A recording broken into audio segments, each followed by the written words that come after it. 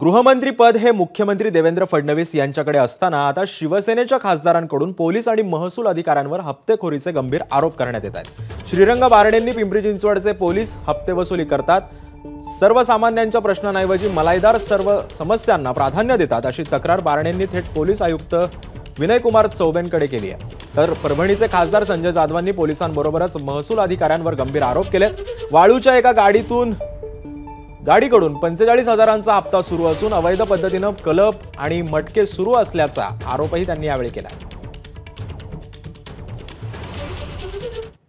दरम्यान खासदार श्रीरंग बारणे आणि संजय जाधवांनी नेमके काय काय आरोप केलेत पाहूयात। जो सर्वसामान्य नागरिक आहे तो पोलीस स्टेशनला तक्रार घेऊन गेल्यानंतर त्याची दखल तात्काळ घेतली जात नाही, त्याला अपमानास्पद वागणूक दिली जाते, त्याला खूप वेळ त्या पोलीस स्टेशनला बसून ठेवलं जातं।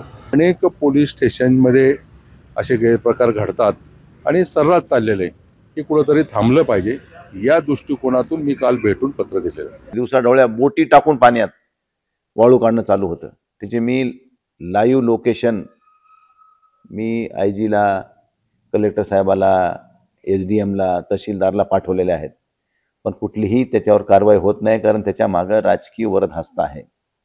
त्या ठिकाणचे विद्यमान आमदार त्या ठिकाणच्या वाळू माफियांना संरक्षण देतात आणि विरोधी पक्षातल्या काही लोकांचे जर असेल तर त्याच्यावर कारवाई करायला पोलिसांना भाग पडतात।